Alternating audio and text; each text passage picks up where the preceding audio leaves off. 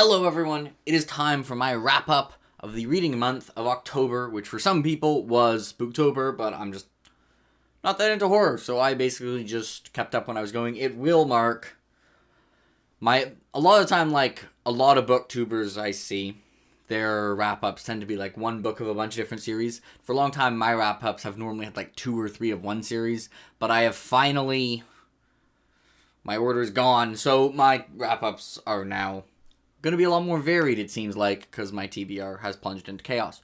So, let's get into it.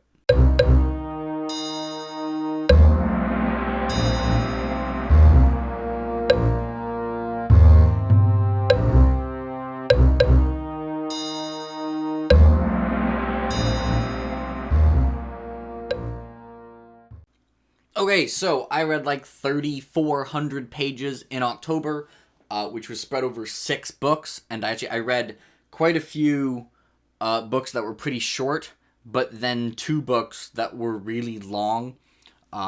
Let's go into it. First, I read The Golden Compass by Philip Pullman. I read this as kind of like a TBR swap that was really semi-useless because I did it with someone who you might have seen in some of the Discords I'm in named Chief Hand Grenade, but he was going to read Assassin's Apprentice anyways. He seems to have come on better on this TBR swap because he didn't actually change his TBR and is giving Assassin's Apprentice and Royal Assassin 5 stars, and from where it's going, I think Assassin's Quest is going to get 5 stars as well. I thought The Golden Compass was pretty good, but I didn't love it. I gave it 6.7 out of 10. It kind of felt like it didn't know whether it wanted to be a middle grade book or an adult book to me.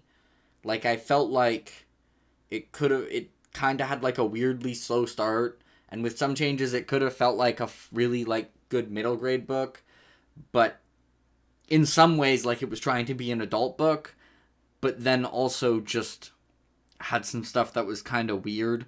One of the conclusions is the one with the bears was really stupid. For those who have read Percy Jackson, you may have seen like one of the issues that especially Percy Jackson, but especially Heroes of Olympus has, is like all the baddies you run into, it follows this pattern a lot where they could just win and then the hero talks a little bit and convinces them to just do something monumentally stupid. It really had that energy. I thought part 2, the middle part, was by far the strongest. I think in part 1, I just didn't really, I don't think Lyra popped out that much as a character. In general, I thought the characters were fine. I don't think they stood out that much. I think there was a character moment in part 2 that was my favorite. After the, resolution of one plot that I'm talking about, there was some good stuff. Overall, I enjoyed reading it, but I didn't love it. I gave it 6.7. I'll probably continue the series eventually, but I don't know if it's going to be in the near future. After that, on the other hand, I read Piradri by Susanna Clarke, which was also pretty short. It's even shorter, 245 pages, and I loved Piradri. Piradri was so good, and I can't figure out why I loved it. It makes no sense that it's this good, but it was the writing flows so well. This book took 10 years to write, and it's 245 pages, and you can feel that. I love the main character. He's just so devoted to the idea of, the good in the world, and his interaction, it's hard to explain why I like Piranesi so much, but I love this book. I give it a score of 9.3 out of 10. It was wonderful. I read it in a couple days, and it was thought-provoking. The ending leaves a lot to be said. I love this book. After that, I read The Summer Tree by Guy Gavriel Kay, which was his debut novel. And The Summer Tree is a really funny book. I really loved reading it. I feel like if I'd read it, it came down to the timing. I was in the mood for something classical fantasy, and because I was just kind of down for the setting, I think I probably was a little bit forgiving of some of his flaws. This is a flawed book. there's some things. Here's a random example. It's portal fantasy. So the main characters are like Toronto University students, and they just end up in the actual world. And they kind of just don't ask that many questions about it, and they're just like, yeah, we can ride horses. So I actually feel like I would have almost preferred he just not do the portal fantasy, because he didn't really go that much into the portal fantasy. That being said, it is Guy Gavriel Kay, and I was never bored. I loved reading it. There was some stuff in the middle, like chapter 8 through 10, that was brilliant. Like, absolutely brilliant. And then I loved part 3 as well. It was amazing. I will say there was something that happened near the end of this book, and depending on where it goes, I may change it. But I really enjoyed the entire cast of characters. It had some of the best stuff I read for this one section, but it also was very flawed. So it had some extremely high highs, and I was maybe a little bit more forgiving of the lows. But I still gave it a 9 out of 10, because honestly, I just loved reading it.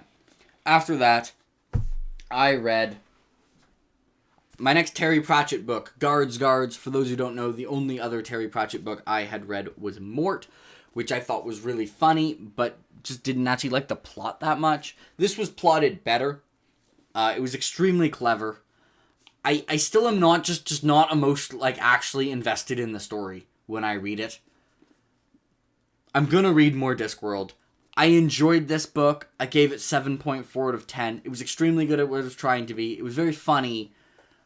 I just, like, wasn't actually compelled to find out what was going on, and I wasn't actually emotionally invested in the characters. So it's getting a good book I didn't love. I think I'm gonna read Men-at-Arms next. I was going to read either Men-at-Arms or Reaper Man next. And last time I was in a bookstore, they had Men-at-Arms and not Reaper Man.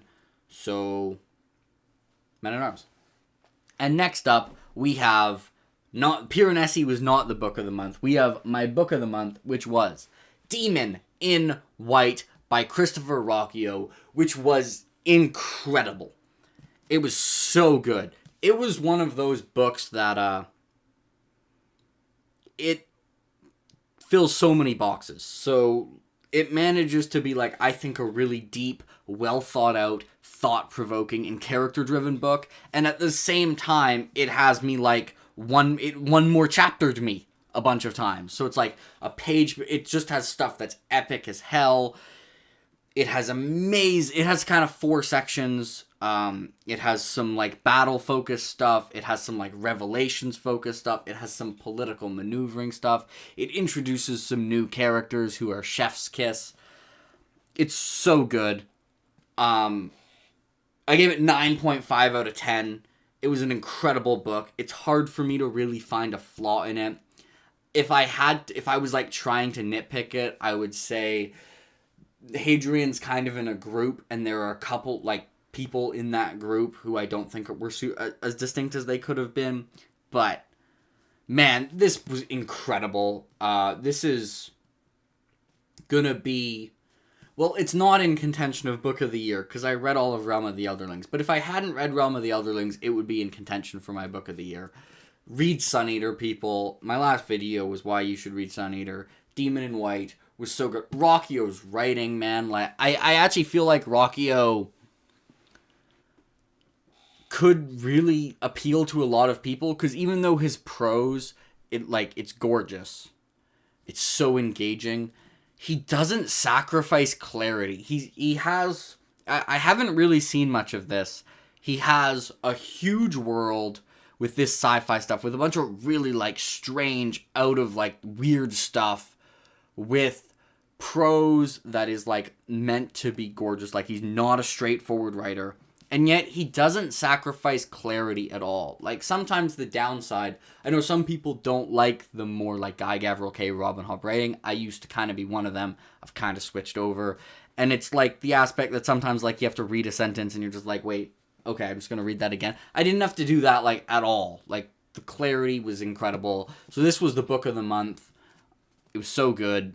Read Sun Eater. We're moving on. And last of all, I read The Fires of Heaven. I reread The Fires of Heaven.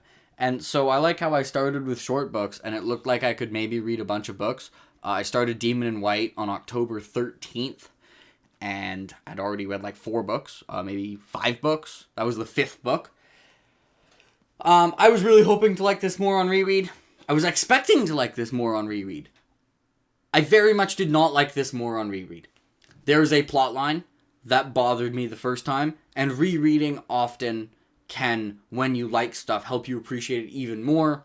Fortunately, the flip side of that is when you have issues with a book, it can make those issues stand out even more. And this time, the first time I read the plotline, I didn't really like the characters that much that were going in that plotline. This time, going into that plotline, I really liked the characters, and it still didn't matter. I still thought it was not fun at all. I actually considered skipping some, which obviously it's because I'm rereading, but I actually considered just looking at a summary for some of the chapters. They were a bit painful. That being said, most of the book is still straight fire. The actual, main plot is incredible. If you compare this to, Eye of the Worlds, all the characters are so much more focused and well realized. But I realized I enjoyed reading Eye of the World more. So I dropped this all the way down to a 7.7 out of 10, which is a bit of an oof. I think I've gotten a bit more harsh since I last read Wheel of Time. I'm really hoping this doesn't happen again. I don't think it's going to happen with Lord of Chaos. Lord of Chaos, the first time I read it, was easily my favorite of the first 6, and I still expect it to be. I'm a little bit worried about some of the books that were in the late middle that I actually really enjoyed the first time through. I'm a little bit scared, guys. I'm a little bit scared. And that is all I read. I read most of Skyward in October, but I did actually finish that on November 1st, not October 31st. So I will talk about that, I guess technically in my TBR and November wrap-up. But that is what I read. It wasn't quite as... it wasn't as high quality of a reading month as September or August, which were some of the most consistent reading months I've had in a long time. If I go back on my spreadsheet, the last time I had a sub 7 rating was actually a really long time ago. It's been a while. I was on a streak of really extraordinarily solid books. There were some in here that I still enjoyed all the books in here, but something to keep in mind is, so for my rating scale, a 5 out of 10, anything above a 5, I technically enjoyed reading. But reading is my favorite hobby. So if I borderline don't enjoy reading a book, this is actually why some people say oh, it's crazy for 6 out of 10 to be a somewhat negative rating. And I'm kind of, but 6 out of 10 means it's 1 point away from I didn't enjoy reading the book. And reading is my favorite hobby, so I really should enjoy reading the book. But I enjoyed all the books I read here, but I had some I had issues with. And in all honesty, on one hand, I think I was a little bit forgiving on Summer Street, but on the other hand, Guy Gavriel Kay is such a brilliant writer, and I just really enjoyed it that much. And there was one section in it that's actually it had a 10 out of 10 section. So that is what I read in the month of October. I'm going to check how long this has taken, and if it was short-ish, we're doing it live, 12 minutes now, we're not going to combine them. So, I will also be recording my TBR for the month of November. Let me know what you read in the month of October. Did you read anything good? Did you read anything bad? Have you read any of these books that I've read in October? Am I crazy for liking those, or am I spot on? Let me know, and have a nice day, everyone.